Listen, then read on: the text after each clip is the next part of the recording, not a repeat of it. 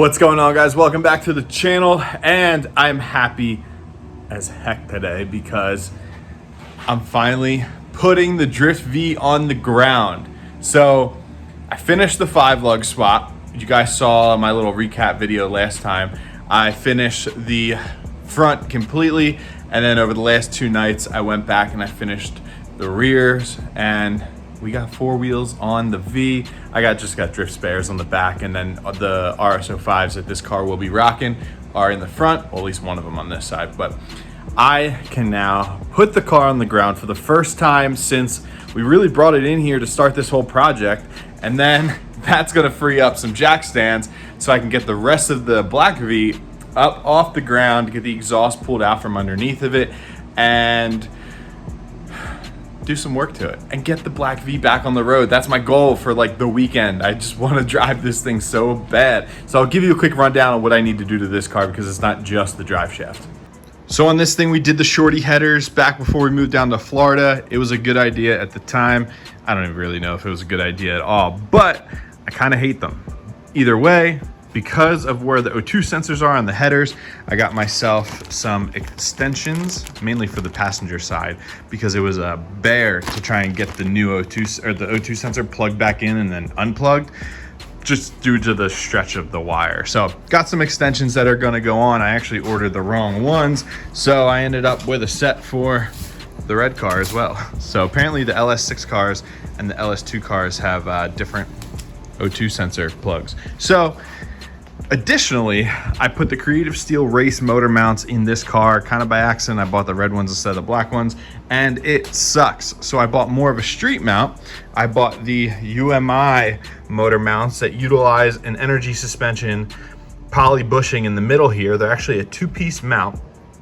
They're really nice units, and I am going to ultimately be switching the Creative Steel mounts out of this car, putting the UMI mounts into it, and then using those Creative Steel race mounts for the red V, because like you guys saw in the last video, I have the subframe and all back in here, so I can just get the motor mounts mounted in and just let that all chill in place. But first, what I want to do is get this thing back on the ground and just see it sitting on the ground. It's just gonna, you know, things like this, things like putting the front end on and the bash bar and the rat support that I made, and being able to close the hood and step back. I had the bumper on at one point, and step back though and just look at it as like a complete car.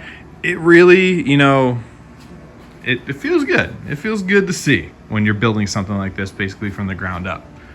I just had to pull the drive shaft out from the red car completely. I just got to disconnect the carrier bearing, let the whole thing fall to the ground, slide it out, and then I'll be ready to move forward with getting this thing down on all 4 wheels. So I'm gonna knock that out real quick, and then we can get to the good stuff. All right, so it's a monster truck deluxe because there's no drivetrain in the car, but it's on the ground. We got front, we got rear. I got the drive shaft laying out there. So I got 4 free jack stands now to get this thing up in the air. So my plans with this, it kind of shifted a little bit, but jump on the bash bar, get the front settled a little bit. Not that it changes anything. I have a little bit of a milder 18x9 up here, but my plans for this is to basically work on everything else now. So with the engine here, the engine is done. The only thing I just need to buy for the engine is going to be a harmonic balancer here, and I just need a clutch and a flywheel and stuff like that for the driveline. But other than that, the engine's done. I also need headers, but they should be coming soon. So headers as well. So how I plan on doing it is putting the car back together on the ground, working on everything else. So I have a lot of interior work I need to do, and can't show you that yet. Got a lot of interior work I need to do and some wiring and things like that. And now is my time to accomplish all that. And then as I start buying bushings and things of that nature, I will go corner by corner to replace all the bushings and the control arms, the knuckles, etc., etc. So I guess I'll show you guys now just because I pretty much showed it already, but I'm super excited for this new piece that I added to the car today. So guys, I wanted to take a second as I sit in the torn apart interior of the CTS-V drift car to give a shout out to Grip Royal steering wheels. I've been running a Grip Royal wheel in the 3000 GT drift car for years, like 6 years or so now. Before it was a drift car, after it was a drift car, you guys have seen it a ton in my previous videos. It was like a royal pearl. So it's the pearl white painted wooden part and then the chrome spokes. It's been a fantastic steering wheel to me, and I just really wanted Grip Royal to be a part of the CTS-V drift car build as well. And without further ado, Grip Royal was down as well to help support. So here it is, my new Grip Royal steering wheel for the CTS-V drift car. So I got this wheel in today. It is the Grip Royal Brute steering wheel. It is a full leather, non-perforated, so smooth leather steering wheel. It has the brushed black spokes with the Grip Royal logo right here. And then I went for the American flag horn delete plate, also with the Grip Royal logo. And they also just have a regular American flag on the backside, so you can flip-flop them. So obviously no horn button, so went with the full delete plate. And then I have the NRG adapter hub for the CTS right back there. So that all came in, the adapter hub came in today. I've been holding on to this wheel. So I just want to give a shout out to Grip Royal for the quality products that they provide throughout the years. And also their packaging is like next level. It's, you know, they have a little spot here that you can lift for the paperwork, and then you open this compartment for the steering wheel hardware. I have longer hardware in mine because I have the horn delete plate, but if you aren't running a delete plate, you can run the shorter stuff. But like, just second to none when it comes to quality of packaging, and obviously quality of the steering wheel itself. So I'm super stoked. I decided to go with just an all black, clean leather, just black everything, black hardware, because I feel like this car is kind of like a classier car. I mocked up my center console piece. I need to get a new centerpiece because the sun just destroyed the top, so ignore that for now. But I'm just gonna be running a simple mechanicaless Bluetooth radio here. I think what I'm gonna do is get some wakeboard speakers that I can have on the cage in the back, and that'll be pretty much it. Just pretty simple setup. I just need music in the car. I have a little switch panel that's gonna go here, and that'll allow me to control things like the tire sprayers, neon underglow, interior lights, and things like that. And like you guys have seen when I was working in the engine bay, we're gonna be keeping full HVAC, full AC in this car. So we have everything mounted up here.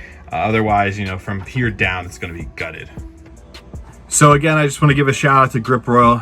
Appreciate the support, guys, and you know, check them out. They make quality products, and if anything, let them know I sent you, that you either saw it on my V or you saw it on the 3000 GT. And yeah, go get yourself a quality steering wheel. So the red car is all situated. I just took some time and did a garage cleanup, just cleaning up the table, putting stuff away, putting tools away that I've been using to do the 5-lug swap and everything on the red car.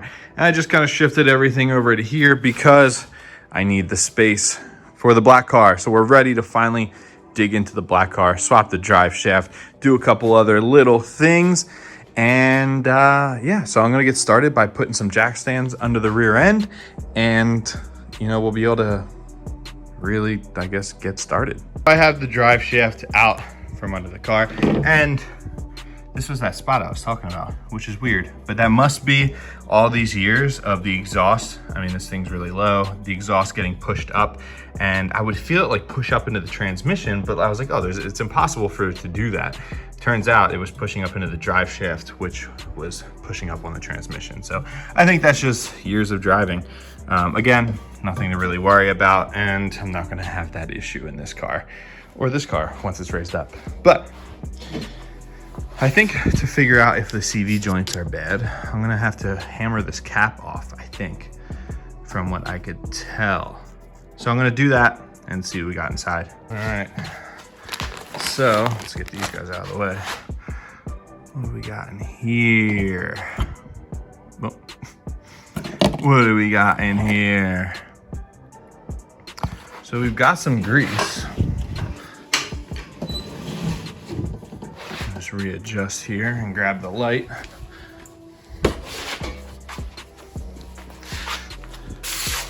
So we do have grease. So it's evident there is still grease in here, but is there enough? That's the question. And to be honest with you, I don't know what is enough and what isn't enough. So, I mean, this looks good to me. It didn't, I mean, there was no evidence of CV grease, axle grease, whatever you want to call this, leaking out. So I guess we're okay there. Yeah, I'm gonna leave it at that and say this one looks okay, which is not really what I wanted. Okay, let's try the rear. Let me be honest with you, I kind of suspect the rear is gonna basically just be the same and look the same, but I'm remaining hopeful here that we find a clear and evident issue. Rear CV, what do we got? Well, same deal. Now, I don't know. What do you guys, let me know what you guys think. Does that grease look okay to you, or does it look like it's drying out? But I mean, the balls in there are still pretty well covered. I mean, it still sounds like it's greasy, but I don't know, like, I don't know. What do you guys think? Well, there you have it. Driveshaft is out of the black car. That had to get done one way or another. So here it is. My concern now, though, is what was that loud vibrating sound that basically had me pull off the highway because it was like an insane vibration and it sounded like it was in the drive shaft. So what was that sound? I don't know. And that's the issue, is that I don't know what that sound was. So I guess I'm gonna put the stock shaft into the black car. It remains a mystery.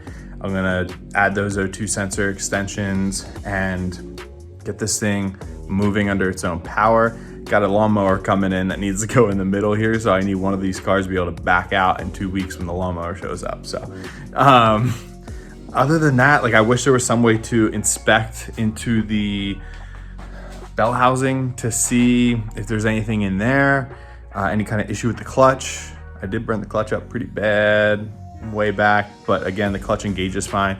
Throwout bearing doesn't make any noise, or slave doesn't make it, yeah, throwout bearing doesn't make any noise or anything like that. And when we were on the highway and the car started freaking out and making that crazy sound, it sounded like it was coming right below the shifter, and it was like that, like, ringing sound of the drive shaft. So something was going on, and the transmission shifted fine too. So that's why I think from the transmission up was okay, and there's something up with this drive shaft and I don't know what. So it happened twice. I stopped, turned around to come home, happened again, and it was like just cruising speeds, like 55, 65 on the highway. Nothing crazy, nothing wild.